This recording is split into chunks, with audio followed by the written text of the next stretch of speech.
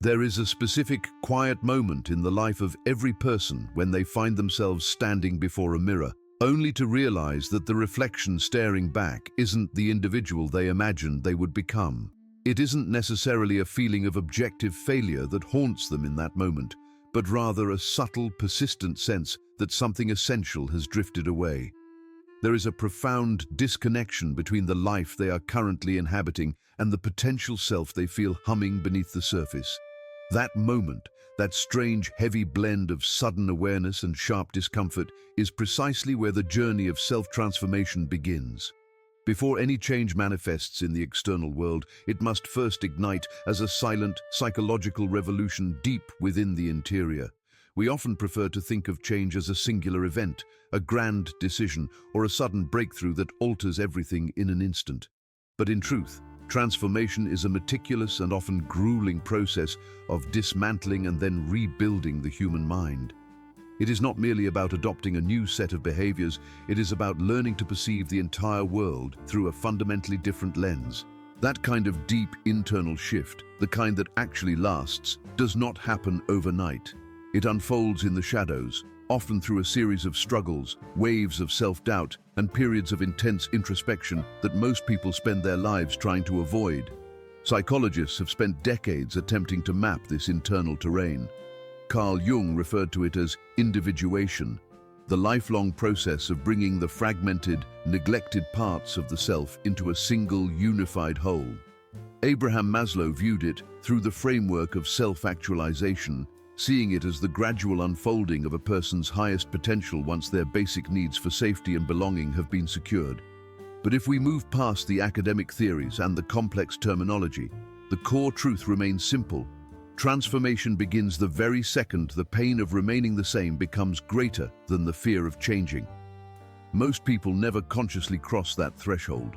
They spend their years repeating the same emotional patterns, running the same psychological programs they inherited in their earliest years. Their choices are governed by invisible scripts, beliefs etched into them by family, culture, or early trauma. These beliefs act as psychological walls that quietly define what is possible and what is forbidden. I'm not worthy of success. People like me don't get ahead. It's too late to start over. They sound like harmless observations, but they are actually the invisible architecture of a person's entire reality.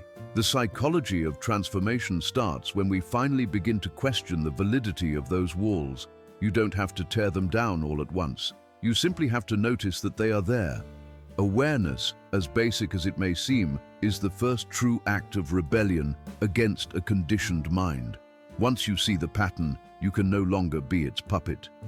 Researchers specializing in neuroplasticity, the brain's capacity to physically rewire itself, have found that every time you consciously challenge an old belief or a habitual reaction, your brain starts to forge new physical connections. The old pathways begin to weaken from disuse, while new neural networks begin to take hold.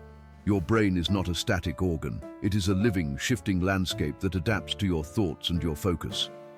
Transformation, in a very literal scientific sense, is neurobiological construction. You are physically reshaping the matter of your mind when you choose to think, act, and react differently. But here is the paradox that stops most people. We want the result of transformation without the friction of the process. We want the new life without the discomfort that makes it possible. Yet, from a psychological perspective, that discomfort is not a sign that you are failing. It is a sign that your brain is being forced out of its predictable, comfortable grooves. It is the old self fighting for survival. Your ego resists change because its primary function is to maintain stability and familiarity.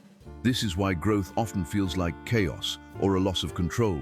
Your inner system is desperately trying to hold on to what it knows, even when what it knows is the very thing that is suffocating your growth. If you've ever tried to change a deep-seated habit, waking up earlier, speaking more kindly to yourself, or being more disciplined, you've felt this internal resistance.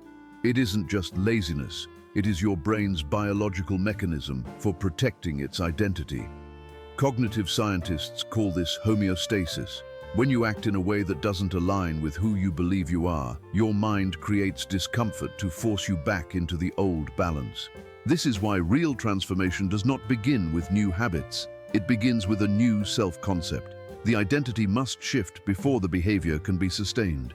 If you see yourself as a fundamentally disorganized person, you might clean your house for a day, but your brain will eventually find a way to manifest chaos because that chaos matches your internal image.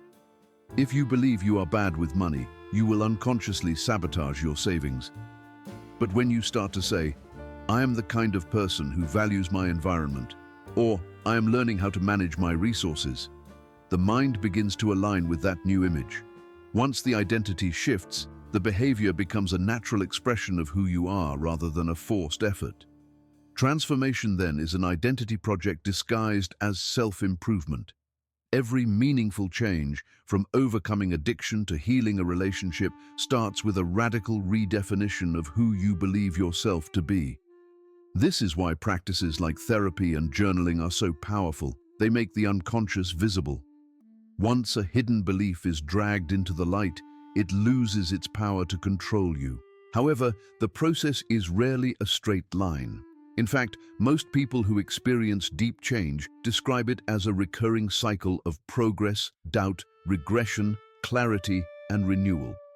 It mirrors the hero's journey described by Joseph Campbell, where the individual must leave the safety of the known, face the trials of the abyss, and eventually return transformed. Psychology confirms this through the concept of the liminal phase, the space between who you were and who you are becoming. It is a state of neither here nor there. It is profoundly uncertain and uncomfortable, yet it is absolutely necessary because without that void, there is no room for a new version of yourself to be born. What is fascinating is that the brain mirrors this cycle. In the liminal phase, your brain's default mode network, the area responsible for self-reflection and your personal narrative, becomes more active. It is as if your brain is literally busy rewriting your story. Every new thought you repeat about yourself, especially when charged with emotion, begins to embed itself as your new truth. When people say you become what you believe, they are describing a measurable biological reality. Belief is simply a pattern of neural firing that has been repeated enough times to feel like a fact. The reason most transformation journeys fail is that people try to change through willpower alone while clinging to their old identities. They say, "I want to be confident," but secretly they still see themselves as the person who was bullied or rejected years ago. The subconscious does not believe the performance. It knows the old script too well. That is why transformation requires truth before it requires effort. You cannot become someone new while you are still lying to yourself about who you currently are. Radical honesty is the foundation. Not the kind of honesty that judges or shames, but the kind that gently exposes the reality of your inner world. This is what I am afraid of. This is what I've been hiding. This is where I am still hurting. That kind of honesty breaks the psychological defenses that keep you trapped. It is like cleaning a deep wound. It hurts at first, but it is the only way to heal. When you reach that level of honesty, you stop trying to change out of self-rejection and start evolving out of self-understanding. Psychological transformation is not about fixing yourself, because you were never truly broken. It is about integration. It is about accepting the parts of yourself you have disowned or felt ashamed of and learning to work with them instead of against them. If you struggle with something like procrastination, you might think you just need more discipline. But beneath that behavior, procrastination is often a shield for fear. Fear of failure, fear of being seen, or fear of judgment. When that fear is acknowledged with compassion, the behavior begins to dissolve because the mind no longer needs to protect itself through avoidance. Transformation is not a self-attack, it is a self-reconciliation. This is why emotional awareness is the cornerstone of lasting change. You cannot transform what you refuse to feel. Emotions are not obstacles, they are signals from the subconscious about what is misaligned or unhealed. Anger might signal that your boundaries are being ignored. Sadness might point to a loss you haven't grieved. Anxiety often reveals the tension between the person you were and the person you are becoming. When you learn to listen to those emotions instead of suppressing them, you move through them rather than being trapped by them. Recent studies show that self-compassion actually accelerates transformation by calming the brain's threat response. When you approach your mistakes with curiosity instead of judgment, the amygdala, the brain's fear center, relaxes. This opens up the prefrontal cortex, the part of the brain responsible for reasoning, planning, and long-term growth. In simple terms, being kind to yourself literally expands your brain's capacity to change. The most profound transformations happen quietly, not in grand public declarations, but in the small, subtle moments when you catch yourself choosing differently. You pause before you react in anger. You breathe before you speak. You say no to a situation that used to drain you. Each of these moments is a psychological micro-revolution. They rewire the self.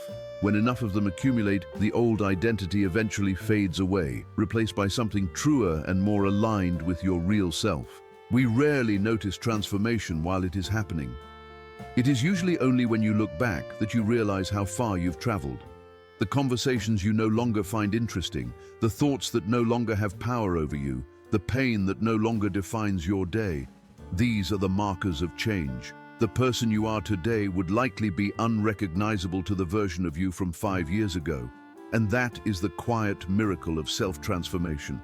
It isn't a single moment of awakening, but the gradual realization that you have outgrown your old skin without even trying to destroy it. Yet, the work never truly ends. Transformation is not a destination, it is an evolution. Every time you expand into a new identity, life presents you with another threshold, another layer of yourself waiting to be integrated. Growth does not ask for perfection. It only asks for your participation. The mind may resist and the heart may waver, but something within you keeps pushing forward, drawn by the undeniable pull of becoming. What most people misunderstand about this process is that it is not about motivation. It is about awareness, an awareness so honest that it begins to dissolve the illusions you've lived by. Because when you see clearly, when you see the real mechanics of your fears and your defenses, you gain a new kind of freedom. Not the freedom that makes life easy, but the freedom that allows you to choose your path consciously, even when the path is difficult. There is a psychological phenomenon called cognitive dissonance, the discomfort we feel when our actions don't match our beliefs. Most people resolve this by changing their actions back to match their old safe beliefs. But those who truly transform do the opposite. They allow the discomfort to stay long enough for it to force their beliefs to evolve. They endure that in-between phase where nothing feels certain. That is where the real work happens. That is where transformation hardens into identity. In that sense, self-transformation is a constant negotiation between the person you were and the person you are becoming. Each day is an invitation to respond differently. Sometimes you will fail. Sometimes you will slip back into old habits. But even then, you aren't starting over. Awareness cannot be unlearned. Once you have seen the truth of your own potential, it lingers in the back of your mind, whispering to you until you listen again. One of the most overlooked aspects of this journey is the role of your environment. We like to think willpower is everything, but your surroundings, the people you spend time with, and the content you consume all reinforce your identity. Psychologically, your environment acts as a mirror. If you are trying to grow but you are surrounded by cynicism or triggers of your past self, your brain receives conflicting signals. This is why environmental design is so critical. If you want to transform, you must build a world that supports the person you are becoming. Remove the triggers of the old self and add cues for the new one. Surround yourself with those who see your future, not just your history.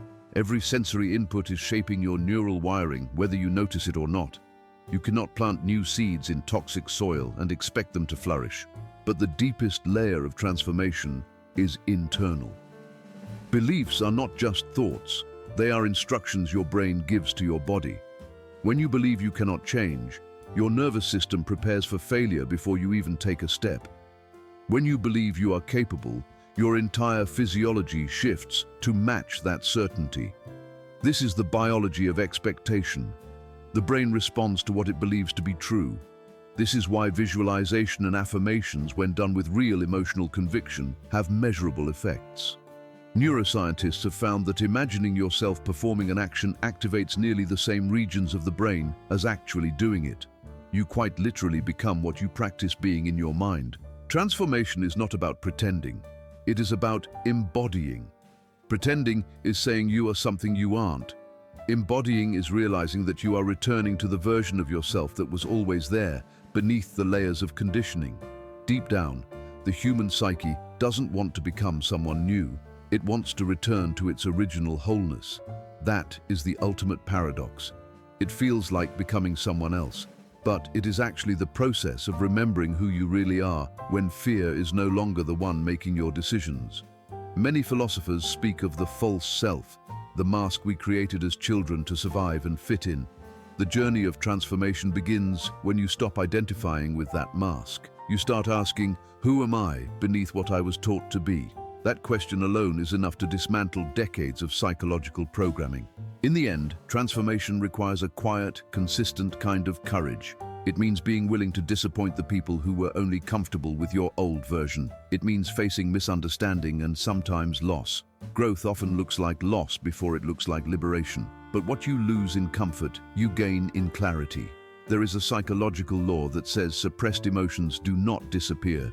They simply transform into tension or destructive patterns. When you decide to change, all those stored emotions will rise to the surface. It will feel turbulent. It will feel like you are breaking. But you aren't breaking, you are releasing. Every release creates the space for renewal. Eventually, you realize that the future is not something you are chasing. It is something unfolding from your present choices. That is the shift from striving to allowing. Once you stop trying to force yourself to become someone, you start being that person. And ironically, that is when the most significant changes happen. Transformation was never about reaching a state of perfection. It was about cultivating the awareness and the truth necessary to live a life that is authentic. It is about learning to walk through the unknown without needing a map. Because life is a series of initiations, from innocence to experience, from fear to understanding. Every heartbreak and every failure was simply life's way of shaping you into someone with more depth. The person you are becoming is the result of every time you chose to face yourself honestly when it would have been easier to turn away. That is what it means to truly evolve.